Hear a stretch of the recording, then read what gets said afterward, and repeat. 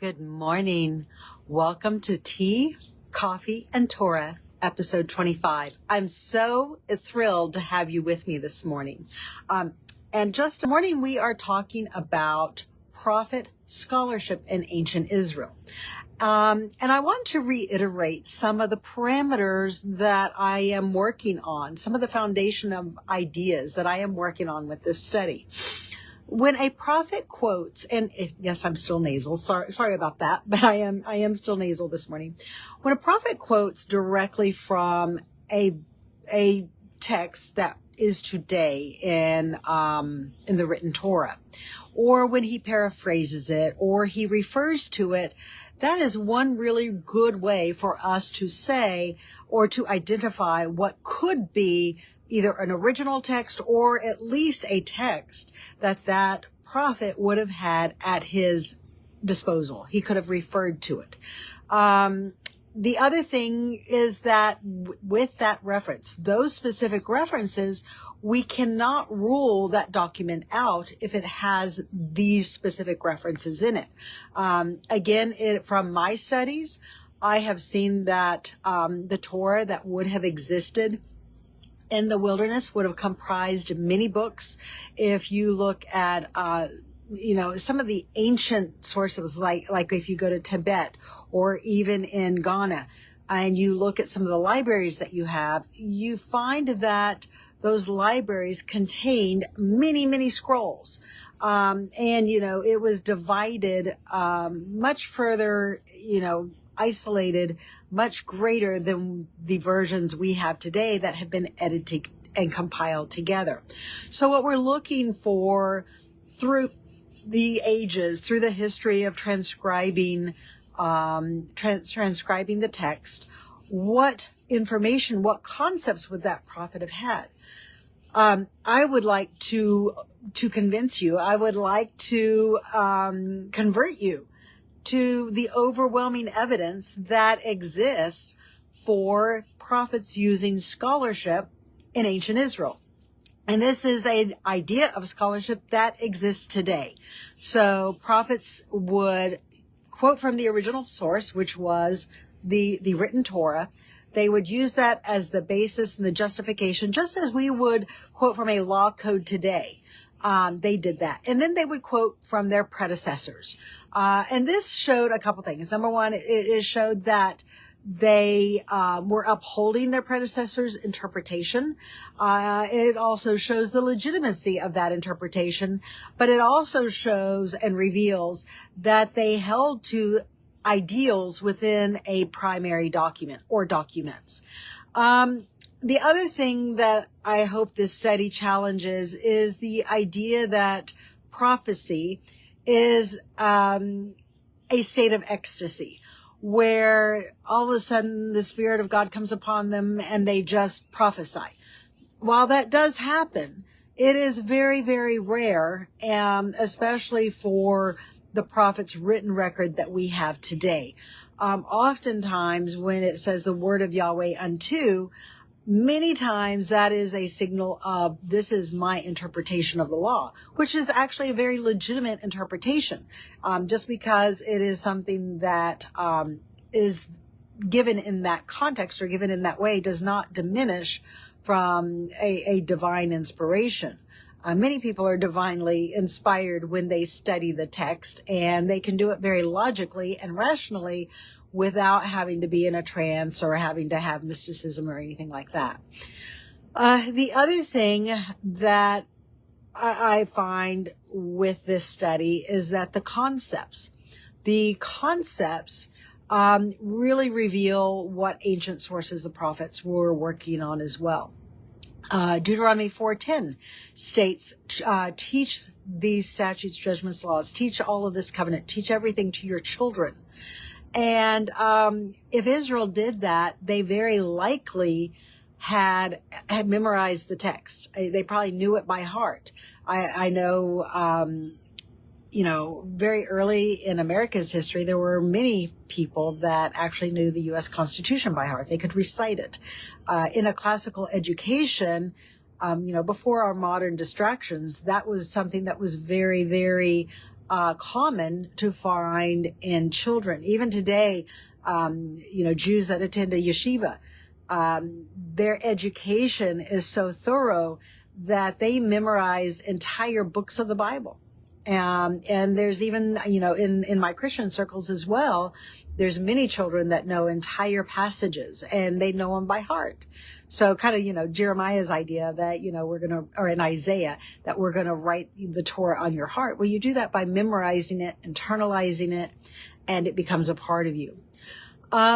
So the other thing that I want to address is the fact that once a document becomes spread throughout, everybody has knowledge of it.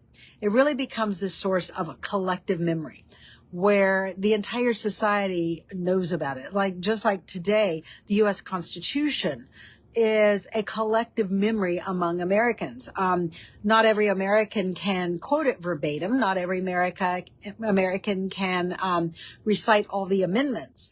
But most of us know that the First Amendment protects free speech, the Second Amendment protects gun rights, and so on. So there is a basic collective understanding that remains throughout society over the centuries.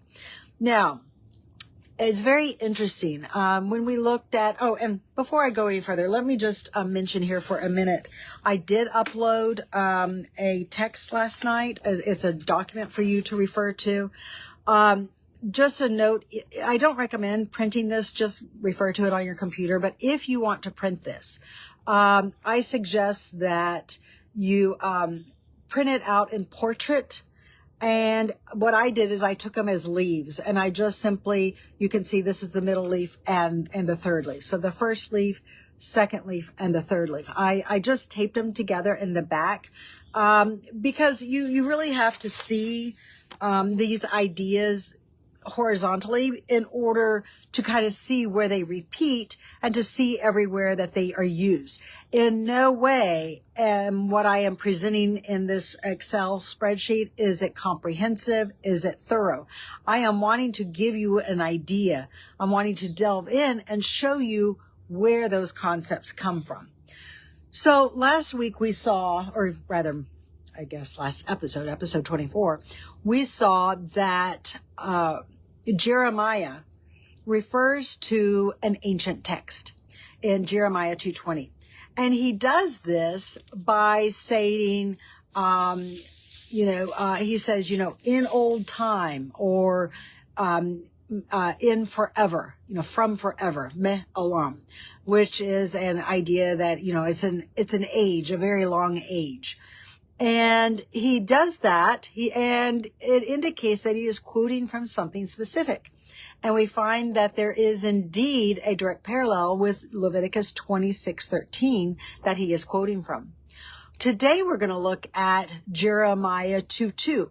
And I am skipping around a little bit just because I'm trying to give definite proofs as well as combine ideas where they are mentioned many, many times. And I am beginning with Jeremiah, and I'm looking backwards because Jeremiah is a later text.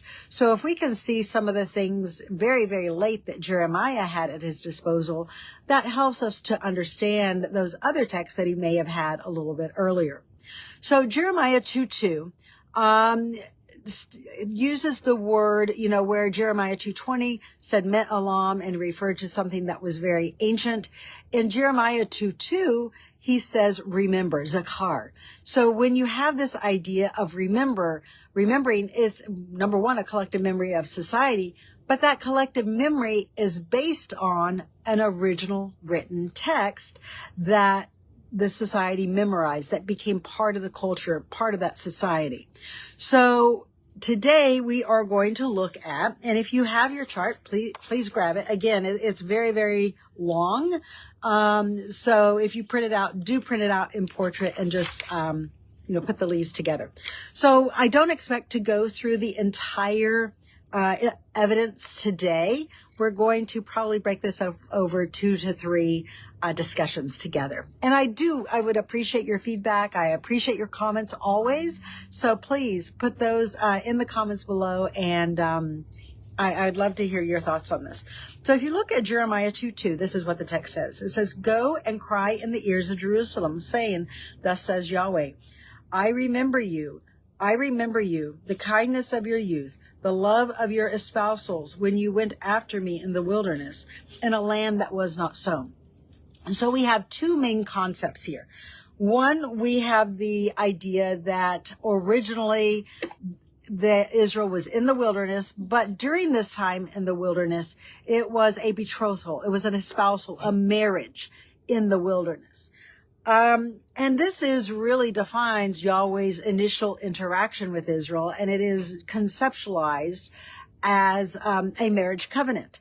Now, Jeremiah, we're going to go, let's look at Jeremiah 3:14 and 15, because this is reiterated. This probably would have originally been in the same passage that Jeremiah would have been speaking of without our modern chapter divides. It says, "Turn, O backsliding children, says Yahweh, for I am married to you, and I will take you, one from a city and two for a family, and bring you to Zion.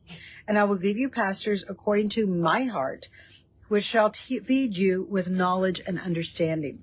So again, this is the idea of a marriage and a return, and that Yahweh's heart is involved in what he is doing, which should all be part of a marriage covenant. Hopefully there's some heart in that marriage covenant. Then we're going to look at where Jeremiah gets these ideas. Where did they originate from? And I'm beginning with these in the order just because these are the order that we have them today. We find in Exodus 20 verses 5 and 6, it says, "I, Yahweh, am your God, a jealous God, visiting the iniquity of the fathers on the children of the third and fourth generations of those who hate me, but showing loving kindness to thousands of those who love me and keep my commandments." So you find that love is expressed, according to the biblical context, as keeping the commandments. But this Exodus text indicates a covenant relationship. It indicates something where Israel is married to Yahweh.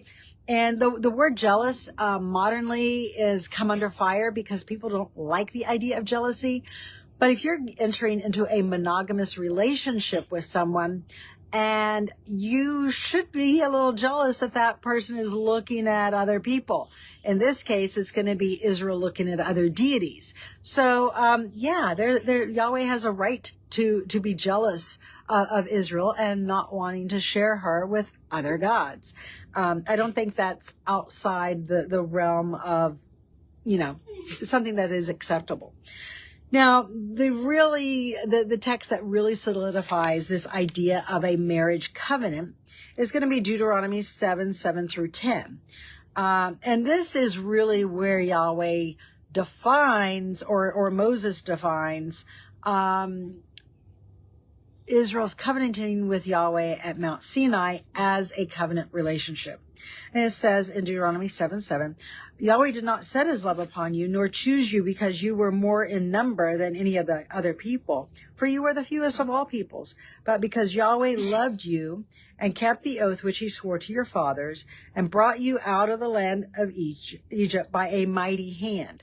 Now, this mighty hand, we don't find details of this mighty hand in Deuteronomy. We find the details of this mighty hand within the book of Exodus, within the first 12 chapters of the book of Exodus. So here we have Deuteronomy 7 referring to something that is in another text. It says, "And redeemed you from the house of slavery and from the hand of Pharaoh, king of Egypt. Know therefore that Yahweh your God, he is the faithful God who keeps the covenant and his loving kindness to 1,000 generations of those who love him and keep his commandments." So here again we have the idea that love is expressed through obedience to the commandments. And again, it's this idea that Israel's covenant with Yahweh was a marriage. It was a marriage between a nation and a people and a deity. Deuteronomy 6:5 through 6. It says, "And you shall love Yahweh with all your heart and with all your soul and with all your might. And these words which I command you this day shall be in your heart." Now, again, this is a very covenant language. This is something where Israel has entered into this marriage contract with God. And just as Yahweh has set his love, he has decided, there's even some text that says that Yahweh set his desire on Israel. Even as Yahweh has done that, Israel should reciprocate. They should equally love the God that is doing all this for them, the God that is providing them all these blessings, all these benefits. It should be something that is a kind of a give and take, because that needs to be expressed on both sides. Now, the synthesis here, which is the final column that I have on this worksheet, is that in setting his love upon Israel, it is this monogamous relationship. Israel is chosen. Other nations are not chosen. But, with great knowledge, with this great gift of being chosen, there is incredible responsibility for obedience. And this is why in Deuteronomy and Leviticus 26, Yahweh goes to great lengths to describe all of the curses that will come upon this chosen people if they rebel. So it's really kind of, in some ways, like a modern ketubah, where here's the blessings, here's the benefits of this contractual relationship, but at the same time, here are some of the curses or some of the consequences should you rebel against that. So I'm going to stop there today. I do want to keep these short. The next, on episode 26, we are going to go into this idea of Yahweh wooing Israel in the wilderness, and the idea that the marriage compact occurred during the time that Israel was in the wilderness. So thank you for joining me. I would love any feedback. If you want to private message me, please do. I've enjoyed having you with me this morning. If you missed it, please go back and rewatch it. And again, I did post earlier today, or I think I posted it last night, the sheet that goes along with this discussion. And it is in 3 leaves. So if you print it out as portrait. And I just taped the 3 leaves together so that way you could read all the way across and you could see how Jeremiah is quoting from either Exodus or Deuteronomy in his ideology. And it is really those concepts, because Jeremiah did not find these concepts in Egypt. He did not find them in Babylon. He did not find them among other nations. The only place that you find these concepts is within the written Torah that he could have referred to in his scholarship when composing his text. So please go back and check out that document.